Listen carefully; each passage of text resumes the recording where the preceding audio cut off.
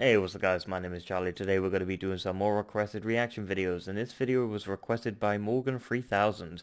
Oh boy, so this video is going to be by ProJared, and it's going to be Alone in the Dark for the Xbox 360. My god, I remember this one. I remember Alone in the Dark for the Xbox 360. I played like 5 minutes of it, 10 minutes of it, and I got fucking bored real quick. I think it was a really terrible game, but I had a lot of Xbox 360 games back in the day. I think I was like at about 400, 500 Xbox 360 games. So they're all sort of blended together. Yeah, Alone in the Dark for the Xbox 360. It was a really bizarre game. I actually enjoyed that Prey game. You know, they're not the latest Prey game with mimics. The older version when you're like an Indian or something like that and you get abducted by aliens. That was a respectable game. A lot of people hated that game, but I've got that for Steam actually. It's very rare to get. Yeah, I mean it's totally awesome. That game was awesome, but we're getting off some subject here. I'm just making excuses not to watch this Alone in the Dark from the Xbox 360. I'm just making excuses so I don't have to watch it. Oh god. Alright, so let's go. Oh Jesus, it's gonna be bad from what I remember. It also remind me of like a Alan Wake sort of style. Weird action I'm side. playing Alone in the Dark. Alone in the Dark.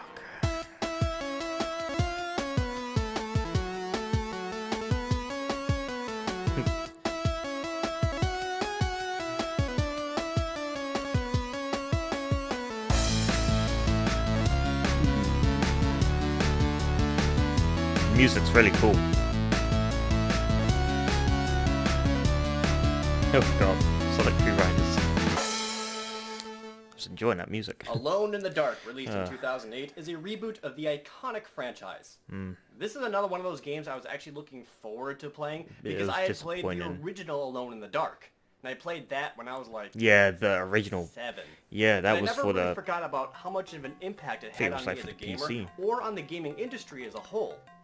The original game came out in 1992 for MS-DOS, and it immediately got recognition for being something completely different. I remember this. It used a series of fixed camera angles for a cinematic approach, emphasized running from battles instead of killing everything, and had a series actually of on puzzles Steam, mixed with a I lot believe. of instant death traps. Maybe You're it's seeing on this Steam. right. Alone in the Dark did the whole survival horror thing 4 years before Resident Evil ever did. The main plotline takes place in 1924 and follows Edward Carnby, a private investigator who is checking out the Heartwood mansion, whose owner suddenly hung himself. Carnby I thought you is said sent in humped to figure himself. out why. How the hell could you original hump game yourself? had a fantastic But atmosphere, he an interesting story, hung himself, and the of course. survival gameplay was a stellar new frontier not seen before in gaming.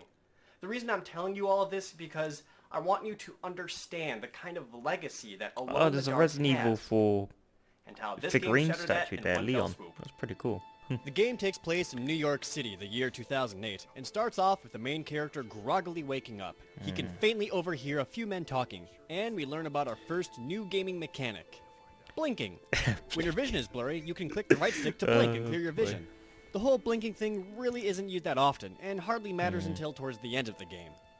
The men in the room, who are clearly bad guys, talk about how they're finally going to reach the path of light, and that they need the old guy to manipulate Remind me of the Condemned stone. a bit So as they well. start escorting the main character to the roof so they can kill him, until this happens. Stumbling through the hallways, our hero then finds a mirror. And it turns out he has amnesia. That's convenient. Sneaking his way to the top of an elevator, he overhears the same bad guys saying that they need the old man and the stone together to become the light bringer. The old guy says they're crazy and evil until the most fearsome of all monsters attack. Cracks! You know what they say? Don't step on a crack or you'll break yourself into oblivion. Something like that. Yeah, just go with Then it. the elevator rope breaks, dropping the carriage several stories, presumably killing both of them. Now is the Presumably. time the game starts introducing how the basic game is played. It's played in a third person behind the back Yeah, I perspective. hated the camera angles. Huh. It was god-awful. Looks familiar, doesn't it? Alone in the Dark made survival horror, then Resident Evil copied it, and now Alone in the Dark is copying Resident Evil. But the This camera would be angles a were perfect worse time in to this improve one. upon Resident Evil 4. Resident They did Evil it had the same worse. thing, but Alone it in the was... Dark has Alone in the somewhat Dark was similar horrible. tank-like controls, but moving the stick left or right causes you to turn in the direction and move that way at the same time. Now, this could be a better control scheme if it didn't work against another major part of the game. Platforming. Yeah. For whatever reason, this survival horror game has plentiful amounts of jumping and climbing. And it's difficult to line up a precise jump when turning left or right also moves your whole character, especially when the game keeps changing back to a fixed camera perspective. I think I actually played this game longer than 10 minutes. Honestly, would have been better to exactly played copy it for like Resident 4 or Evil 5 4's hours. tank-like turning. Well, it turns out they did. I'm actually the moment you pick up a noticing melee these weapon, now you're suddenly using gameplay movement clips. controls that you'd expect. It seems like such a minor thing, but constantly switching between these two movement styles can really throw you off. Think of it like using a lawnmower, only you can suddenly strafe. But that's not the only control scheme. You can also switch to a first-person view. This actually can make some of the exploration a bit easier, but using, let's say, a gun, which is 80% of the game's combat, is I remember so this, cumbersomely yes. slow that it's beyond frustrating. Yeah, it was So that's god-awful. 3 control schemes that you constantly switch between. And It's trust like me, it couldn't by the end of decide all, what one you'll it end up wanted with a to case be. of control schizophrenia. A sloth wearing oven mitts would have less problems knitting a sweater. I'll tell you what, though, the first-person view works really well for extreme fire extinguishing action! Yeah! Suck on that, fire! And it's a good thing this works fine, because there is a lot of extinguishing going on in this game. It's something you Seriously expect from puts Duke Detroit Nukem or firefighters something to like that. shame. In all seriousness, though, Duke Nukem one of the forever. cooler parts of Alone in the Dark is the use of fire.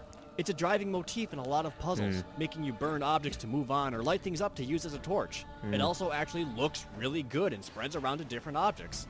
Enemies aren't fully destroyed until they're burned, too, so fire is everywhere Well, like in the this Thing. game. I Like like the it. video I game feel The like if they Thing. did a Got lot burned more with it, corpses. it could be even more impressive. Some more stupid platforming later, our hero comes across this lady. Who are you? What have you done to her? She's one of my hosts now. It's always scary to see a woman talk like a man. That's a scary thing, ain't it? And then credits? Wait, what? Oh, that's right.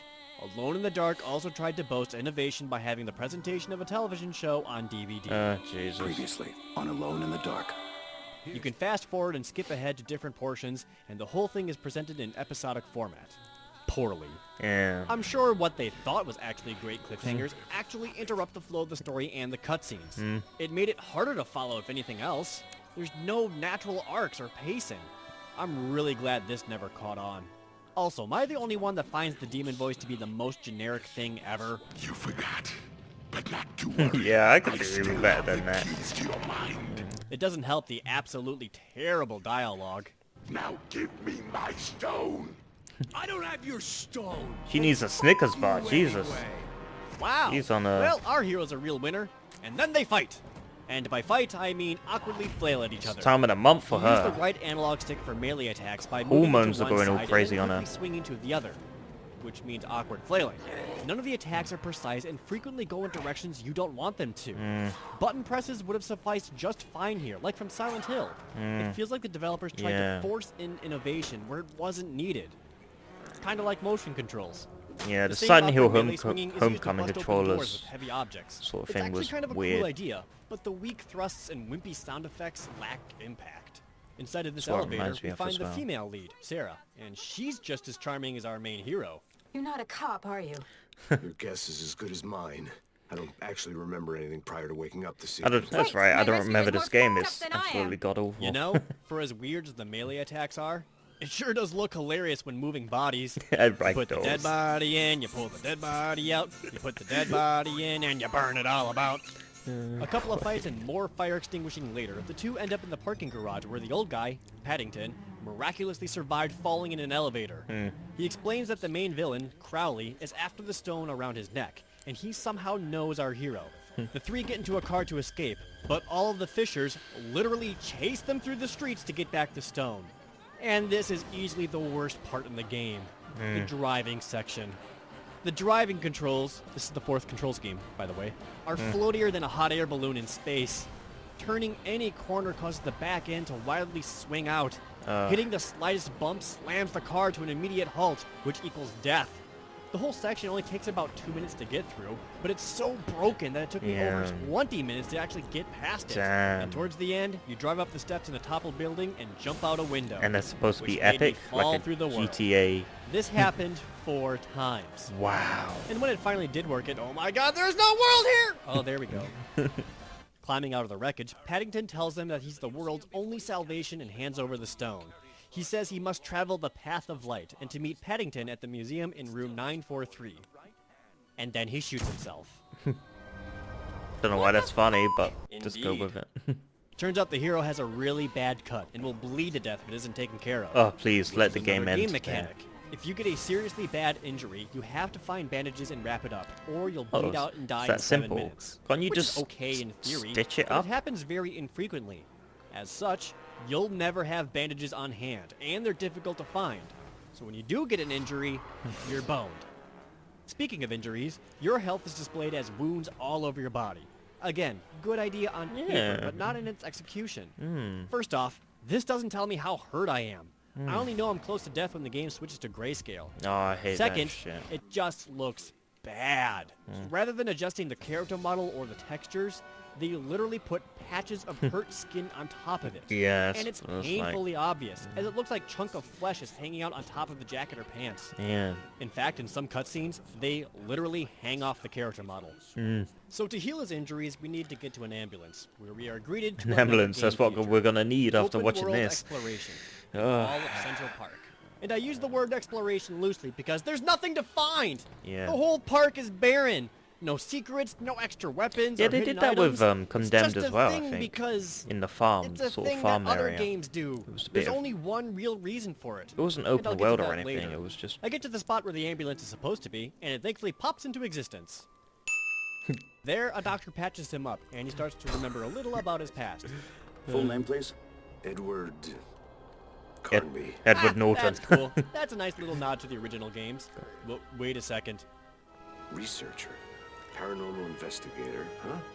Solved the case of Jeremy Hartwood's suicide at Tercitos Manor in 1924. Disappeared under strange circumstances in 1938. What? Abducted by UFOs? No! Fine, I'll accept that Edward Carnby is still alive through magic or whatever, but I will not accept that Edward Carnby, the relatable, down-on-his-luck private investigator, became this unlikable asshole. Yeah. Don't fuck around or I'll shoot you myself.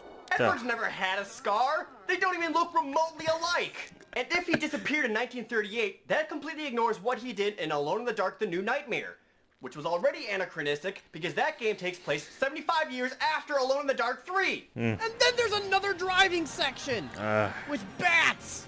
And the first one was already bats bad look enough, but absolutely this one is dreadful. somehow worse. The bats slowly rip the car apart, so if you mess up, they'll kill you. And it's hard to not mess up when driving along the pathway causes the car to inexplicably jump. And if that wasn't enough stupid, reaching the end causes the bats to lift the car into the air and then toss it into a fountain. Oh, This that's is done as a setup ridiculous. for a boss fight against the bat's nest. Yeah. And the boss fight is pretty easy. You simply throw explosive bottles at the nest and shoot, and then hide from the ensuing bat tornado. And I wish I could have had a better instance to say the words, bat tornado. Bat tornado. Edward yeah. and Sarah still need to get to the museum, which is separated by a large ravine. So they set up a tow truck to jump the gap. Yeah, this which is works so about as well cheap. as you think. Uh, But just before they make the jump, the swarm of bats return and steal Sarah Jesus. away. And there's no real reason for them to take her other than to set her up as a damsel in distress. Yeah. And it's really short-lived, as you immediately find her inside the museum, inside of this goopy thing. You free Sarah by slapping the thing with an axe and she gets pooped out. And oh, then like in CPR Silent gameplay. Hill Homecoming, Damn, where dude. Josh came out I'm of no that. lifeguard, but I think that may be Boss. a little too much pressure. Maybe I should take notes, never though, understood because why Josh apparently was in that fracturing monster. a rib means making her fall in love with you. What? Running through the instantly changing museum brings up another boss fight. It's another fight where you throw flammable bottles at the enemy and then shoot it so it explodes, and then you hide until you can do it again. It's a bit better than the bat tornado, at least. Check out this puzzle. In order to destroy the nest spawning spiders, you need to stick an explosive on a spider so it goes back to the nest. This is another decent mechanic of Alone in the Dark. Edward's inventory is entirely in his jacket. Wow, and that's you look down and pretty look at your cool. pockets. You can combine a bunch of items for new effects, like putting flammable liquid on your bullets for fire bullets, or putting a cloth in a bottle to make a Molotov cocktail. There are Yes, two problems with this, though. One, this isn't a pause, so quickly trying to make more Oh, fire bullets in the middle of God. a fight gets cumbersome and Yeah. enemies will still attack you. Kinda sucks. Two, you have very, very limited inventory size. Between picking up bullets or a bandage, I always go with bullets. And then I end up bleeding to death. In order to move on, the gate can only be opened by the handprint of the security guards. but all the guards in the museum are dead. Don't worry, I've got just the thing. Yep, chop off his hand and use it.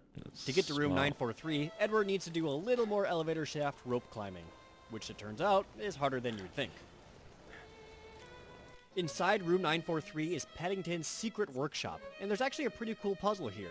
You need to close your eyes, and Paddington's ghost points to words in the room to tell you what to do next, which is for Sarah to beat Edward over the head so that he can talk to Paddington's ghost. Wow. You'd figure a Ouija board would work just fine. Yeah, or some magic Paddington mushrooms or explains that the something. stone that everyone is fighting over is actually an artifact created by Lucifer, which carried his soul and made men immortal, so that Lucifer could pop back out and, I don't know, kill everyone, I guess. Yeah. There's a couple of more kinda cool light puzzles, which opens up more secret passageways and leads to clues for Edward to go to the Central Park Castle. Before he can do Bunch of that, he dragon escapes swords, this sort of. underground cavern thanks to some extreme forklifting action! Come on. What the hell is this? This forklift simulator game? Back in Central Park, you light up a thing to light up another thing to show you need to go to the castle. Edward can't actually get into the castle because it's surrounded by a massive shield. The only way I past the hate shield is to that increase shit. Edward's spectral Magic power, shield which is done my by burning ass. evil roots found around the park. And you don't just burn a couple. You need to get a total vision rating of 75, and each root gives you about 2 to 3 vision rating. Damn. This is known as padding. It serves no other purpose than to artificially extend the length of the game. Yeah, and the I roots hate are the that. only reason that the open exploration of Central Park even exists. Both are unnecessary, and the game as a whole would have benefited greatly if it just kept the linear progression. And down, deep inside the castle, Edward finds the secret to ending the whole catastrophe. Why do I keep thinking of This Edward guy, Snowden every his time name he is says Hermes, that? and Sarah calls Edward to let him know that he's only got a few minutes to get Hermes back to Paddington's secret room. Which means another driving section. Ugh. For whatever reason, this one has a time limit, but it's completely superficial because the time keeps increasing as you drive along.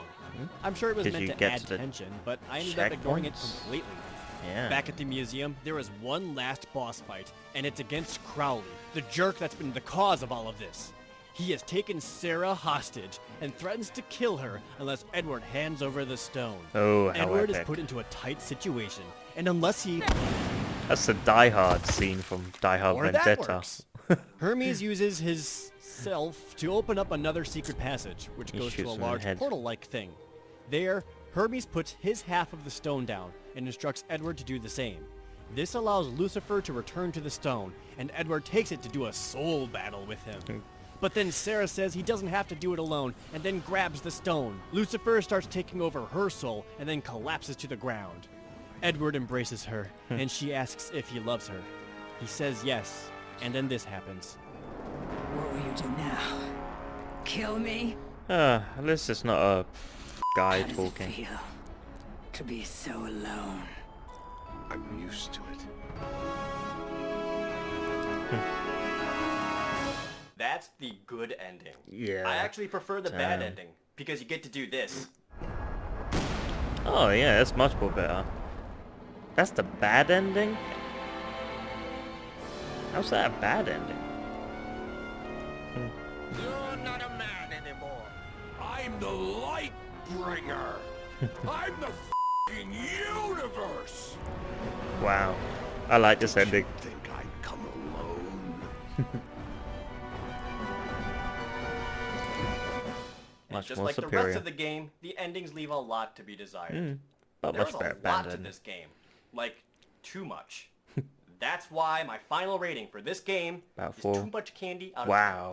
Too much candy There's out of 10, actually okay. a lot of potential throughout all of Alone in the Dark. They had a lot of good ideas, and a lot Yeah, of different ideas. But too much. In fact, they had too many. Yeah. The developers tried to I'm put glad in so we're on the many same things page that here. the whole It was project just suffered. too much. I like the use of fire. The item combination is cool. Some of the puzzles are neat, and the soundtrack is pretty good. But the open world, patch-like injuries, evil roots, and multiple endings were all unnecessary. Yeah. Plus, there are 0 horror elements in this game. All Alone in the Dark needed was someone at some point to say, stop, that's enough. Let's Yeah. work with what we have and make that really good. This could have Quality been a great control. game if they just had focus. They also needed about 80 more bug testers. Okay, that's end of the video, I think. going through the credits. Subscribe. Oh, hey, you're still here. Yep. Is that because you liked the video? Yeah, I Well, did. if that's the case, maybe you should press the subscribe button so you can get more videos in the future. Or, since you've clearly got some free time, why not watch some more? There's the secret island of Dr. Kwanji right over there. Give that one a nice little recommendation. You can watch that whenever you want, really. Or, right over here, we got something a little different. It's a 1-minute review of the XCOM game that just came out. Oh boy. So, Play you know, that. you can click on either one of these Yeah. if you're so inclined. Or you can go away. But don't forget about me. I won't. I won't forget about you. I won't forget about you either. Okay. Alright, I believe that's the end of the video now. Yep, there we go. Okay, so, yeah, Alone in the Dark was a really confusing game for me. It was just too much. It reminded me of a lot of games. It reminded me of, like, a lot of games put in a blender and blended, and then shat out into Alone in the Dark for the Xbox 360. It reminded me of the like original Prey game. That's what it reminded me of. The classic, you know, where he's abducted by the UFO, the Indian guy. And then it reminded me of like a weird sort of Broken Sword type of quest game, the sort of weirdness to it, like Broken Sword, Dragon's Quest, whatever the hell that was. Yeah, it also reminded me of Condemned, the weird sort of open world thing, because I remember from Condemned there was like a farm scene or something like that, and it was weird, and it was like really open world. I never understood why it was lots of open world in it. It wasn't really open world, it was just spacious. That's the word. Open world is the sort of where there's lots of, you know, cars and buildings and stuff. It wasn't really open world. It was more of just spacious. Let's use the word spacious, shall we? It was very spacious, Condemned, and that's what it reminded me of. Alone in the Dark reminded me of like a mixture of bad Resident Evil, camera angles, Condemned, a bit of Buffy the Vampire Slayer for the Xbox original, and the sort of torture scene where you gotta light all the torches and stuff like that, where you set the vampires on fire, and a bit of The Thing, the video game for the Xbox original as well. It reminds me of a lot of games. That's what I mean. It's like weird. It's Alone in the Dark reminds me of so many games, multiple games. It reminds me of. It's weird. I think it was trying to be too much, as I said in the video. It was too much to swallow. It was just like it didn't know what it wanted to be. It's like it was trying to just please everybody. Like, oh, you know, let's slap all these camera angles, all these monsters in, and you know, all these weird stuff. It was trying to do too much, and I think simplicity is the answer. You know, quality over quantity is what I believe. Yeah, if you like this video, make sure to give a like, comment down below, make sure to subscribe to my channel if you enjoy my content. I'll see you guys in the next video. Peace.